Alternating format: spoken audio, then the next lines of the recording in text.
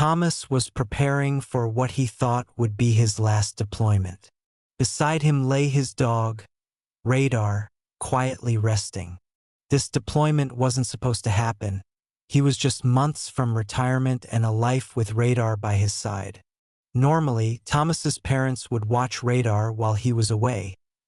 But this time they had a long-planned trip and couldn't. A friend offered to help, promising to care for Radar and keep Thomas updated. Radar seemed to like him, so Thomas agreed. On the day of departure, the friend showed up on time, but Radar wasn't himself. When Thomas handed over the leash, Radar tried to follow but was stopped.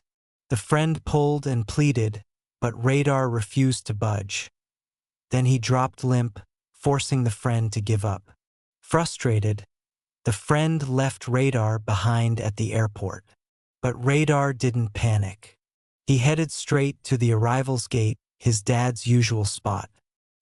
He waited patiently, quiet and calm, for Thomas to come home. Tanya, an airport worker, noticed Radar.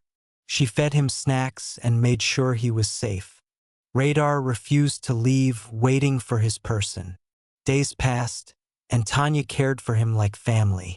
She even scanned his microchip and found Thomas's info, but couldn't reach him.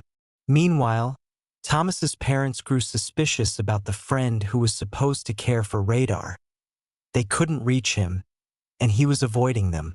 Back at the airport, Radar became the unofficial emotional support dog, comforting nervous travelers and lonely kids.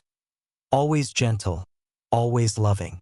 One day, Radar approached a crying young woman at the airport and quietly comforted her, a reminder of just how special he was. Then the day came. Radar's ears perked up.